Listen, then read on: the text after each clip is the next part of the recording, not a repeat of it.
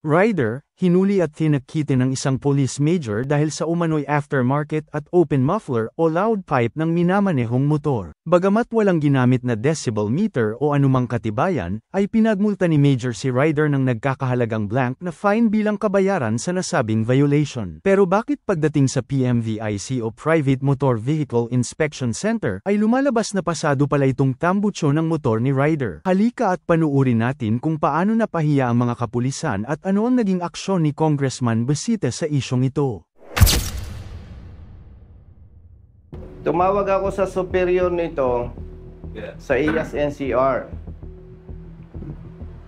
Sabi ko, classmate, kailangan ko ng opisyal. Mayroon akong aaksyonan sa IAS.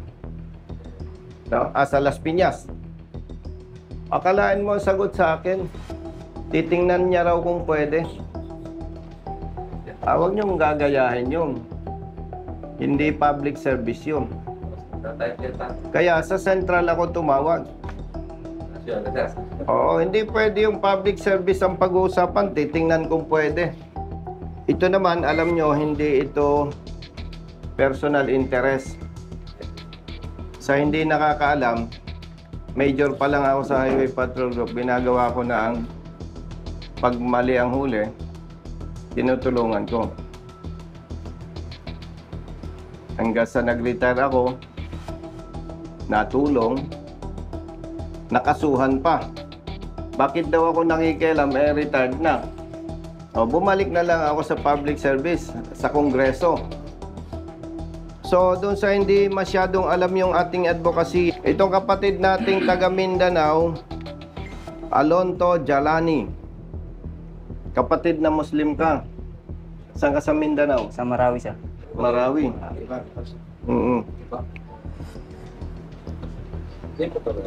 Nahuli siya dito sa area nyo. Ang nakalagay dito, aftermarket, open muffler. Si Major Tilaon pala nagticket dito. Hindi ba parang degrading sa isang major nagtitiket sa rider? Sa palagay mo ba tama yun? Tatawa lang sir, kasama siya nung operation. O sige. Tatawa lang sir, misa mo mga tao. Ikaw ang deputize eh. Opo sir. Anong gusto mong tukuyin dito? Yung aftermarket sir, pinapalitan nila po yung stock. Pag sinabi mong aftermarket, Yung original, hindi yung original. Opo sir, tinatanggal nila yung original. Aware ba kayo na meron tinatawag na Private Motor Vehicle Inspection Center? Yes sir. LTO sir. Accredited ng LTO. Alam mo? Opo sir. Alam mo? Yes sir. Okay. 99. So, in-advise ng office, ng staff ko, pumunta siya sa PMVIC. At lumabas, pasado siya. Ilang decibel sir? 86, sir. 86.3. Ngayon, Pero 125 ba sir? kapatid, explain ko sa'yo kung sa tingin mo mali ako, ipagtanggol mo yung staff mo. Pag sinabing modified, hindi kailangang peram ng ballpen mo, hepe. Kaya, ballpen.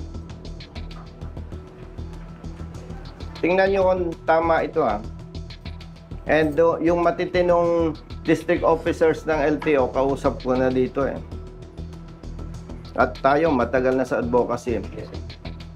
Makinig kayo at sabihin nyo kung mali ako, yes. Ito yung motorsiklo ko. For whatever reason, kailangan kong palitan yung muffler. Bumili ako ng bagong muffler sa market. Ikinabit ko. Walang modification doon. Ngayon, pag nagdududa ka, parang maingay, hindi pwedeng duda. Dapat may decibel meter ka. Now, kumontra kayo kung mali ako. Magiging modified muffler ito, hepe, kung nung mabili ko, parang gusto ko mas maikli. Punta ako sa shop. Brother, putulan mo nga. Parang gusto ko mas maikli eh. Ginalaw. Brother, medyo paliitin mo nga o palakahin mo nga yung kanyang butas. Butas. Yun yung modified. Pero brothers, hepe, pag hindi mo ginalaw yung muffler, hindi yan modified. O sige, pagpalagay natin. Magkakaiba tayo ng opinion. Hepe, Okay. pwede natin sabihin hindi kayo sang-ayon sa akin. Hindi lang nyo masabi dahil siyempre, senior ako sa inyo. Tapos congressman ako, edi ayaw nyong kumontra, tama ba? Now, ay kung sasabihin naman natin, tama si Major Tilaon, mali ang PMBIC. Magpetisyon tayo. I-abolish na yung PMBIC ng LTO. May problema. So, anong gusto ko i-point out dito, Hepe? Pagdating sa ganitong issue, higit na may kapangyarihan ang PMBIC na accredited ng LTO. Kung ikukumpara natin sa drug-related issue, hindi pwedeng nagduda ka, panalo ka. Mas may kapangyarihan ang laboratory, ang chemist. So, ang punto dito, marami tayong kapatid na pulis na nasakripisyong buhay dahil sa serbisyo. Pero dahil sa mali ng ating kasama, nasisira ang buong organization. Kaya gusto natin itong i-correct. So, balikan ko, Iyas. Ang argumento dito, tama ba o mali ang huli ni brother? Pag sinabi mong tama ang huli niya, mali ang PMBIC. Diba? Yes, sir. Pag mali ang PMBIC, kukwestiyonin natin yung kanilang machine. Hepe, yung binabasa mong ordinansa, nakikita ko yung gusto mong punto eh. When it comes to registration, regulation, licensing, LTO ang lead agency. National level. National level. Okay? Kaya ipagpalagay, Hepe, may nakikita kang sa ordinansa in favor of your staff. Paparevise. Hindi valid yan. Paparevise. Hindi yan valid, kapatid. Sir. Kasi, sino susundin natin? National law. National law. Hindi naman pwede, Hepeng, sir, baka pwedeng sundin natin yung ordinansa. Sir, baka pwede. Ay, paano na yung mga ganito? Nagaling pa ng Mindanao. Yung nga rin, sir, Di ba? sa parte kasi namin, problem din kasi yung ordinansa medyo naka-align. So, therefore, kailangan siguro, sir, amendment. Sa police, college graduate, board passer, physically and mentally fit, may NAPOLCOM pa, may civil service eligibility pa. Bawat promotion, may required schooling and examinations. So, ibig ko sabihin, binanggit ko ito, hindi kayo makakarating sa ganyang ranggo kung BO-BO kayo. Kaya in-explain ko, gamitin yung talino.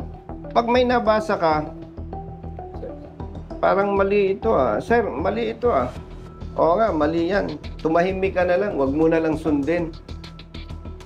No choice ako.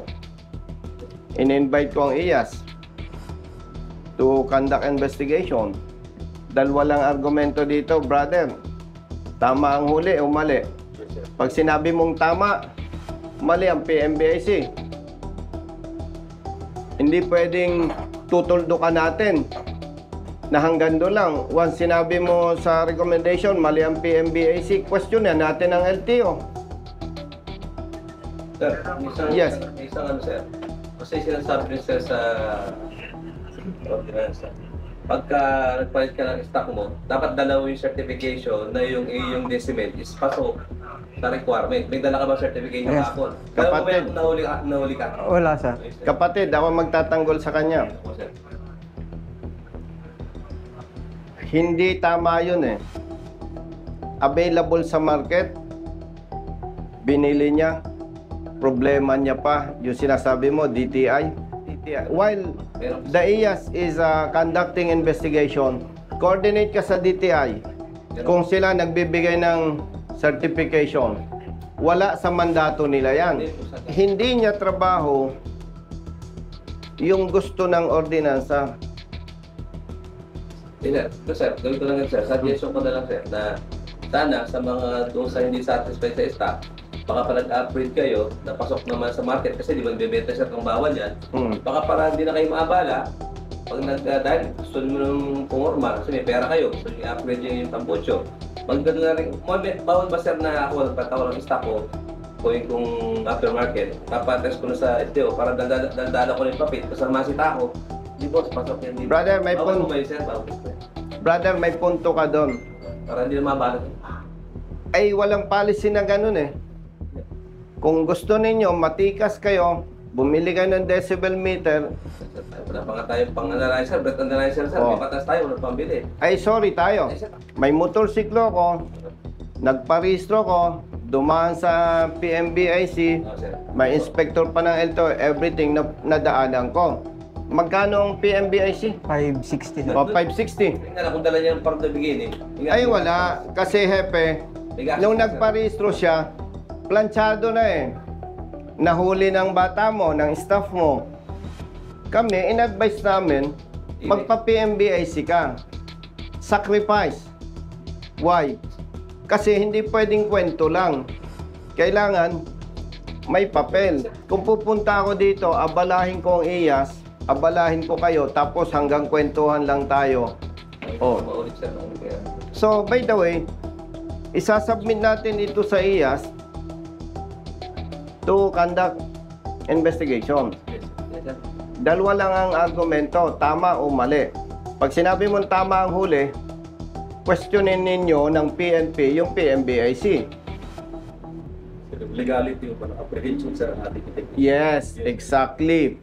At syempre, sa ngalan ng public service, pag may mali ang pulis, papasok si IAS, iimbestigahan, pag may mali, may ire-recommenda siyang administrative sanction.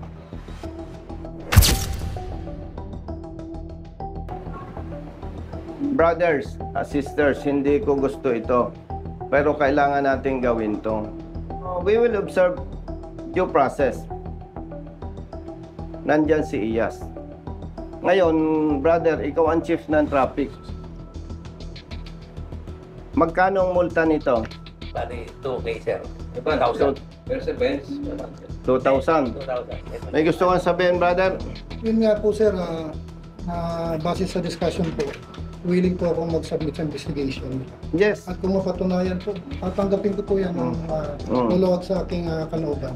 Ang interest natin dito, brother, kung may mali, may correct. Tama na. At makakaasa ka, kahit congressman ako, hindi ko ito ipipressure na yung gusto ko mangyari. Hindi ka naman magiging colonel at hindi ka ma-assign sa IAS kung wala kang, hindi ka qualified sa investigation. And siya yung district chief ng IAS sa Southern Police District. Kung siya ay magko-contest hepe, magpapile, a-attend ng hearing, hindi naman pagka-hearing, decision, babalik, di ba? Tapos babalik, 3 days. O magkano yung sweldo mo isang araw? 690. O 690 plus abala, sabihin mo na lang na 800 times 3. O di 2,400. Eh din, wala din. Magbayad na lang kami. Magbibigay na lang ako ng 3,000. Sir, kung ano naman sir eh. Ay baka gusto mo kong hatian. Yes sir. Sir, ako na sir ang tingin sir. Ako na ticket. Ako na sir last sa tingin sir. Sa kanya, sir. Kung nasa kayo sir, marami ng abono. Mag-aabono naman sir kayo na. Ikaw, Kaya kasi ligapin ko sa akin, sir. Sige sir. Ay, kakalate. Dadami yung utang ko sa'yo eh. Okay na sir, ganun talaga sir. Okay na. Minsan sir, sa mga, alam natin sir, tao lang Hindi, naman. Mm. Minsan dumarating yung pagkakataon. Pero naawa ka, nakita mo siguro 3,000. Siguro naawa si Epe sa... Payabangan din na rin. Oh. Experience lang, sir. Hindi sir, basta sir, anong ganito lang. Pero, Yan naman sir, pwede natin alam bayaran mo, muna kasi ang- under contest eh. Pwede di bayaran lang. di ba nakita mo, 3,000 lang. Pero may ATM ako. Yan naman yan. Matindi dyan. Sir, ano naman sir eh. Yan, matindi dyan. Alam mo, Kung may contest, Kung ako'y sir, nas- pwede bayaran mo na yan eh, kung may contest eh. Sweldo, sweldo, sir. ayaw ko lang mapaya itong mga to. Napang ko ng ATM itong mga to eh. Meron- Si Hepe biglang gumanon eh. Sir, O, demo, nandun daw. Sir, nila uso sir yan. Online sir ngayon. Mm. Pero anytime pwede Oh. parang pwede kong pasa sa'yo. Nasa mga to. Mm. Saka sir, dito na. Anyway. So, going back, gentlemen and ladies, pangarap lang natin dumating yung panahon na maganda ang relasyon ng motorista at ng ating hanay. Kasi ngayon, hindi naman ako bias pero magtanong kayo, ang motorista, pag nakakita ng pulis, tumitibok ang puso. Yeah. Oo. Di ba? Na kahit walang mali, natatakot sila. So, walang personal interest dito. Ang gusto lang natin talaga magkaroon ng pagbabago. So, Iyas, ha? Sir, Ang dami mo na. Ilan na yung na-endorse ko sa'yo? marami na sir. Marami na. Pag nag-retire ka, di mo ako malilimutan. Pero nakarating na sa'yo yung advice ng Central. Galingan nyo investigation dahil ang sabi ko doon, pag sablay kayo, sinong kakasuhan ko? Iyas ang kakasuhan ko. Siyempre, hindi ko kayo pwedeng kasuhan sa Iyas. Saan ko kayo kakasuhan? Ombudsman. Alam mo no? Memorize na no? So, ihingi ako ng paumanhin sa'yo, kapatid. Kami rin po sir, ako rin po. Sana'y maunawaan mo. Mamaliman po rin kami. Sana maunawaan mo. No? At ito naman ay para sa bayan, hindi para sa atin. Lagi po kayong Parang gusto kong mapayak excited dito. na ako nung marinig ko Excited pupunta kayo siya dito. na ipapatawag kita. Hindi na ako nakatulog kagabi ng grabe na pinasalap ko. Nako, guilty na ako nito. Sir, kagabi din ako nakatulog din sa kagabi sir. Ito naman, tinawagan ko. Akala niya, sablay na naman siya. Di ba? Ay, ang usapan namin, pag sablay ang tao niya, bayad siya. Oh. Pero anong usapan? Yan lang Hati? sir. Hati? Kasi under ano naman yan eh. Test. Content. Kahit sir, di bayaran muna yan. Huwag mo na hold, suspended. Pwede naman yan. Mm. Ngayon, ako na sir, bakit? Patawag. Kasi sabi naman yan. Sir, sa akin naman sir, meron lang ako sir, pag tayo magkahiwalay. Sana sir, bilang nasa Congress naman kayo, hilingan namin sana sir sa aming kapulisan na sana magkaroon tayo malinaw na policy. So, yung mga NGO, nag-i-issue ng mga Eksakto ka.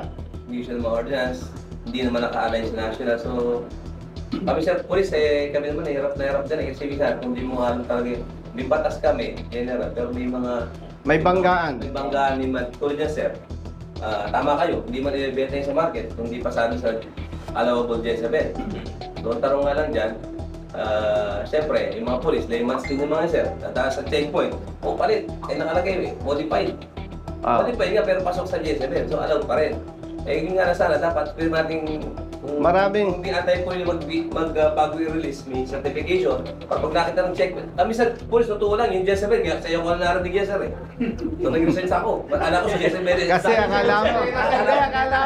akala mo ang Jezebel. Yung, ano yun eh, ang tawag ko, Serena. Ano mo sir, Jezebel? Akala na si Jezebel yung Serena. Para ma-indocate na dapat mga police namin. Awareness. Ano yan, stock yan, pinatang aftermarket. O pag hindi mo gilaw, yun palagay mo.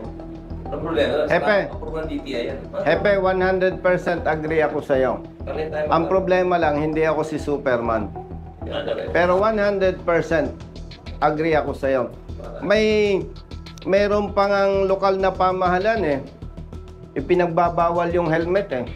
Ay, madalo. Anti-criminality law. Bangga yun sa national law. Pangalawa, pag tiningnan mo ang statistics, mas marami ang namamatay for not wearing helmet kaysa shooting incident. So, babalansin mo yun eh. Pero tama ka eh. Ang problema lang, hindi tayo si Superman. And even Honorable Congressman Gatchalian, Secretary ng DILG, ang sabi niya, pag may ganitong issue, sampahan ng kaso sa korte. Ang magsasampa, yung aggrieved party, eh hindi naman natin sila hinahamak. Ano ang kakayahan nilang magkuha ng abogado? Absent sa trabaho. So talagang malaki ang problema talaga. Kaya lang hindi natin pwedeng sukuan. Kaya ang challenge ko na lang sa mga kapatid nating pulis, hindi naman kayo magiging pulis kung mahina kayo. Kaya basa-basa, pagbanggain mo yung national law at local ordinance, pag nakita mong may sablay, huwag mong sundin. Huwag mong sundin. Otherwise, makakasuhan ka sa IAS, maabala ka. Wala eh, kailangan natin tong gawin eh. Nakikita ko kay Major Tilaon, mabait naman, pero hindi nga raw siya nakatulog nung nasabihan mo na magkikita-kita tayo. Pero hindi sa ngalan ng public service kasi, hepe, alam mo yan eh, hindi pwedeng ang papairalin mo lagi. Yung emotion eh. Talagang, there are times na kailangan magmatigas ka eh. Kahit masakit eh. So, again, kung medyo sa iba ay hindi acceptable yung gusto nating mangyari, pero sorry. Kailangan natin protektahan ang mga motorista para magkaroon ng pagbabago. Kasi nga, nagtitiis, taga Mindanao, malayo sa pamilya. 2,000. Anyway, ang license hindi confiscated. Hindi po sir, kasi Kaya lamang natin ito inaksyonan. Halimbawa, hindi ka tumawag sa opisina, hindi natin ito inaksyonan. Magre-report sila sa LTO. Yari ka pa rin. Hindi ka makarenew ng rehistro. Pangalawa, nag-i-increase to. Nag-i-interest to. Sabi ni Hepe, siyang bahala dito. Okay. Ano yan? Kasi sir, Ay, kailangan yan eh. Yeah, ako na. Alam ko. Xerox na naibigay sa'yo. Hindi, sige, clear ko yun. Tama. Okay, sige, clear ko sir. Brother, ito yung PMBIC result. Ito yung ORCR niya. Ito yung ticket niya. So, paano? Ako'y may lakad pa. Brother, I'm sorry. sir, okay lang po. Ah. Wala pong problema sa akin. Service nga eh. Sir, Thank you all for watching this here video.